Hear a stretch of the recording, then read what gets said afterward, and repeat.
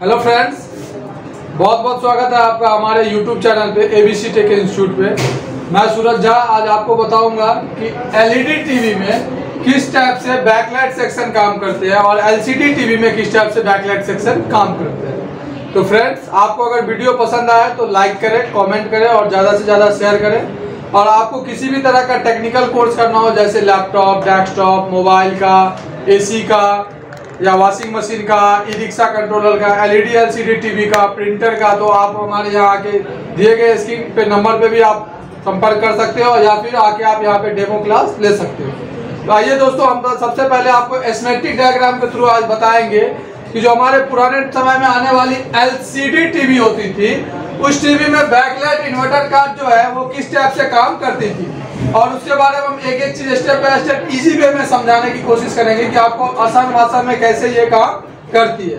ठीक है दोस्तों, तो आज आते हैं हम सबसे पहले बात करते हैं कि बैकलाइट इन्वर्टर कार्ड कैसे काम करती है LCD टीवी में।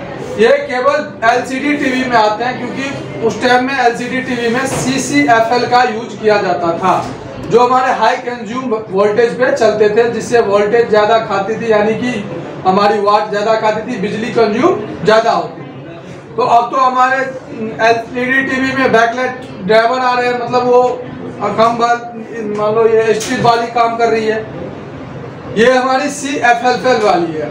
तो इसके बारे में हम जानते हैं एक एक करके ये कैसे काम करती है और किस टाइप से काम करती है।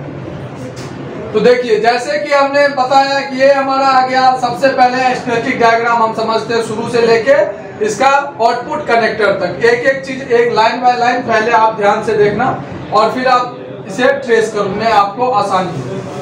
तो सबसे पहले हमारा आ जाता है सेकेंडरी सेक्शन। अब आप कहोगे ये सेकेंडरी सेक्शन क्या होती है? तो जो STR सेक्शन है, मैंने इससे पिछली वीडियो में बनाई है STR सेक्शन के बारे में, तो आप देख सकते हो हमारे चैनल पे जाके पिछली वीडियो। तो STR सेक्शन का जो ट्रांसफार्मर होता है उसमें दो साइड होते हैं, एक प्राइमरी साइड और एक सेकेंडरी साइड, एक प्राइमरी साइड और एक सेकेंडरी साइड।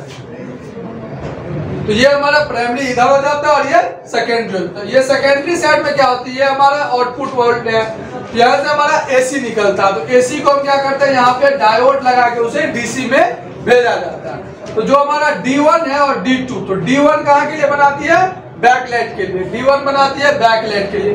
अगर यहाँ पे हम बात करते हैं कि अगर हमारा LED टीवी वाला रहता ना, तो LED टीवी में बस यहाँ से सीधा आउटपुट लेके हमारा बैकलाइट काम करना स्टार्ट हो जाता है, यानी कि बैकलाइट जलना स्टार्ट हो जाता है। लेकिन ये CCFL में जो है ना, हाई कंज्यूम चाहिए, तो इसके लिए हमें और थोड़ी आगे बढ़नी पड़ती है, इसके लिए एक अलग कार्ड लगा होता है।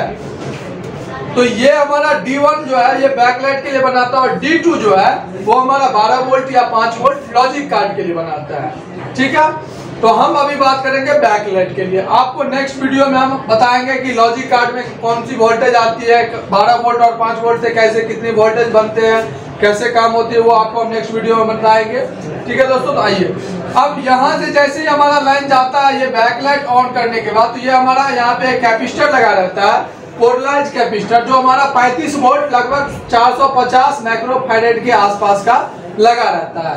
तो ये 35 वोल्ट इसलिए लगा रहता है क्योंकि हमारा जो यहाँ से आउटपुट बैकलाइट का जो वोल्टेज है वो 25 वोल्ट से लेकर 60 वोल्ट के अप्रॉक्स रहता है। तो हम इन दोनों वोल्टेज के बीच का लगाते हैं क्योंकि यहाँ पे हमें हाई कंज्यूम चाहिए। ठीक है दोस्तों, तो आगे देखते हैं। आगे हमारा एक N चैनल का मॉसफेट लगा रहता है, N चैनल का मॉसफेट लगा रहता है। ठीक है, अब इस मॉसफेट के ड्रेन पे ये वोल्टेज इनपुट हो रहा है, ये वोल्टेज जो है यहाँ पे इनपुट हो रहा है। अब जैसे ही यहाँ पे इनपुट हो रहा है तो इसके गेट इनेबल करने के लिए एक IC चाहिए। जैसे कि आपको पता है किसी भी मॉसफेट की गेट इनेबल करने के लिए या तो कोई ट्रांजिस्टर या कोई IC रहना जरूरी होता है, क्योंकि जब तक उसका गेट इनेबल नहीं होगा तब तक आगे की काम वो स्टार्ट नहीं करता, कि वो एक टाइप से स्विचिंग का काम करता है। तो अब एक IC है यहाँ पे PWM IC लगा हुआ है, लेकिन अब इस IC को भी एक रिक्वायर्ड स्टार्टअप वोल्टेज चाहिए। तो इसका स्टार्टअप वोल्टेज कहाँ से दिया जाता है, जो हमारा पोलराइज कैपेसिटर लगा रहता है उसके आगे से एक हमारा HVR रजिस्टर के थ्रू, ये HVR रजिस्टर के थ्रू इस PWM IC को स्टार्टअप वोल्टेज दे दिया गया रहता है। यहाँ पे आप देख सकते हो इसके आगे से एक स्टार्टअप वोल्टेज दे दिया गया HVR रजिस्टर के थ्रू। ठीक है दोस्तों, अब जैसे ही इसे PWM-IC को स्टार्टअप वोल्टेज मिल जाता है तो ये क्या करता है, इस मॉसफेट की गेट को इनेबल कर देता है। इसका एक पिन इसके गेट से जुड़ा हुआ है, ये गेट को जैसे इनेबल करता है ना तो इसका गेट क्या होता है, इसका सोर्स ग्राउंड रहता है, इसका सोर्स ग्राउंड रहता है और इसका सोर्स PWM-IC के लिए फीडबैक के लिए भी जुड़ा रहता है कि आगे सर्किट में अगर कहीं फॉल्ट होता है, क्योंकि ये मॉसफेट जो है, ये मॉसफेट थोड़ी हाई स्विचिंग में रहती है, इसे फटने की ज्यादा चांस रहते हैं क्योंकि ये काफी ज्यादा वोल्टेज को कंज्यूम करती है, यहाँ पे हाई स्विचिंग का काम करती रहती है। क्योंकि CCFL को चलने के लिए हाई वोल्टेज AC वोल्टेज चाहिए, वो AC वोल्टेज पे चलती है, वो DC वोल्टेज पे नहीं चलती है। इसी सेफ्टी के लिए इसके ग्राउंड से के साथ साथ PWM-IC को फीडबैक के रूप के लिए लाइन जोड़ दिया गया रहता है। ठीक है, अब जैसे इसको गेट को इनेबल किया तो यहाँ पे क्या बनता है, यहाँ पे हाई स्विचिंग होती है। अब ये हाई स्विचिंग जैसे हुई, ये कहाँ गया, ये हमारे जो ट्रांसफार्मर लगे हुए हैं, ये हमारे कौन से स्टेप अप ट्रांसफार्मर लगे हैं, कौन सा लगा हुआ है, स्टेप अप ट्रांसफार्मर। अब स्टेप अप ट्रांसफार्मर में क्या होता है, जो हमारा प्राइमरी सेक्शन होता है वहां पे जितना वोल्टेज इनपुट होता है ना, उससे कई गुना ज्यादा हमारा स्टेप अप करके वहां पे स्विचिंग के हिसाब से जितने स्विचिंग यहाँ पे जितना पल्स विथ मॉड्यूलेशन PWM यानी कि पल्स विथ मॉड्यूलेशन के हिसाब से, मतलब जितनी स्पीड में ये गेट इनेबल होगा उतनी हाई स्विचिंग यहाँ पे होती रहेगी। तो इसका ये फीडबैक ले रहा है कि मैग्नेटिक फील्ड बन रहा है, कितना स्पीड में बन रहा है, उसका फीडबैक कहां से आ रहा है, यहाँ से ये फीडबैक के लिए ले रहा है इसके एक पिन से। और एक पिन पे क्या हो रहा है, प्राइमरी, इस पे प्राइमरी में आ रहा है। और जैसे ही यहाँ पे मैग्नेटिक ये स्टार्ट हुआ, ये जैसे ही यहाँ पे स्टार्ट हो गया कनेक्शन, तो मैग्नेटिक फील्ड यहाँ पे बनना स्टार्ट हो गया, यहाँ पे मैग्नेटिक फील्ड बनना स्टार्ट हो गया। तो आपको पता होगा कि जैसे ही यहाँ पे मैग्नेटिक फील्ड बनेगा तो दूसरे साइड के जो कॉइल है, जो हमारे सेकेंडरी साइड के कॉइल है, वहां पे क्या होगा, वो उसको अपनी ओर खींचेगा, क्योंकि मैग्नेटिक का काम ही होता है अपनी ओर खींचना। चुंबक, ये यहाँ पे एक चुंबकीय क्षेत्र बनता है, आसान भाषा में चुंबकीय क्षेत्र बनता है, उसे ये अपनी ओर खींच रहा है। तो ये हमारा सेकेंडरी 1 है, ये सेकेंडरी 2 है। स्टेप अप में 2 सेक्शन में सेकेंडरी सेक्शन होते हैं, यहाँ पे 2 में रहते हैं। जैसे ये सेकेंडरी 1 है और ये सेकेंडरी 2 है। और यहीं के आगे हमने लगा दिया CCFL का कनेक्टर, ठीक है। अब यहाँ तक आप समझ गए होंगे, ठीक है। मैग्नेटिक फील्ड बना और ये हमारा सेकेंडरी 1 और सेकेंडरी 2 में इनपुट ड्राइव आ गया। तो क्या इतना में ऑन हो जाएगा हमारा बैकलाइट? जी नहीं, बिल्कुल नहीं होगा। इसके लिए हमें 2 सिग्नल की काम पड़ती है। वो हम चाहे ये बैकलाइट इन्वर्टर कार्ड की बात करें या फिर आजकल के आने वाले बैकलाइट ड्राइवर कार्ड की बात करें, दोनों चीजों में हमें चाहिए 2 सिग्नल की जरूरत होती है। अमूमन एक सिग्नल की तो ज्यादा जरूरी होती है और दूसरी जो रहती है वो ऑप्शनल रहती है, लेकिन हम दोनों के बारे में जानेंगे। तो पहला सिग्नल जो होता है ना, वो हमारा होता है BL ऑन का, यानी कि बैकलाइट ऑन का, यानी कि enable signal. Backlight enable signal जब तक नहीं मिलेगा इस कनेक्टर को या फिर बैकलाइट ड्राइवर को, तब तक वो बैकलाइट को ग्लो नहीं करवा सकता।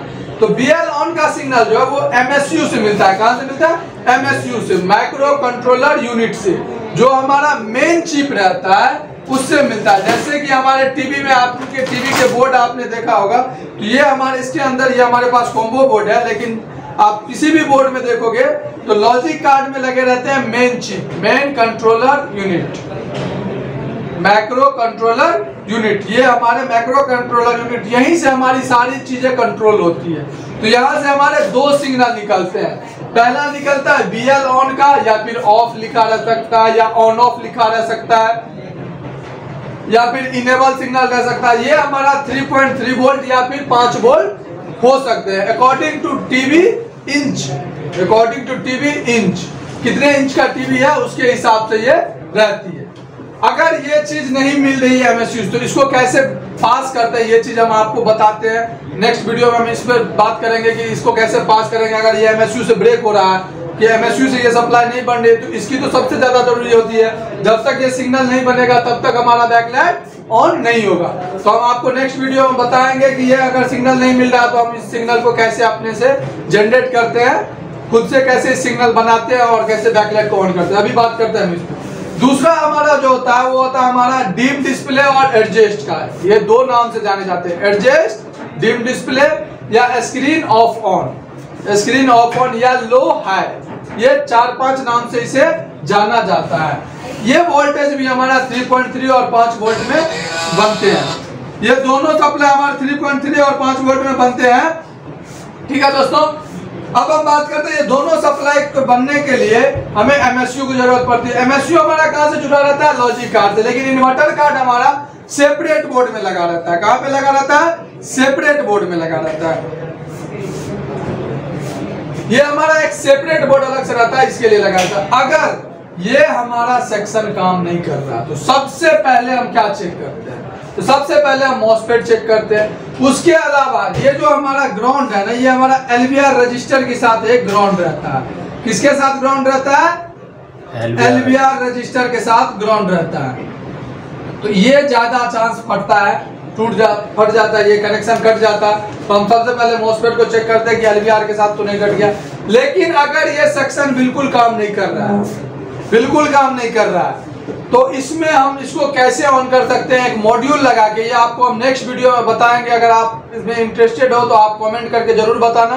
हम आपको बताएंगे कि इन्वर्टर कार्ड लगा के, मॉड्यूल लगा के कैसे बैकलाइट को ग्लो, CCFL को ग्लो करवाते हैं, कैसे करवाते हैं, इसे ऑन करवाते हैं। और आपको इसी तरह के वीडियो आपको इस चैनल पे मिलते रहेंगे।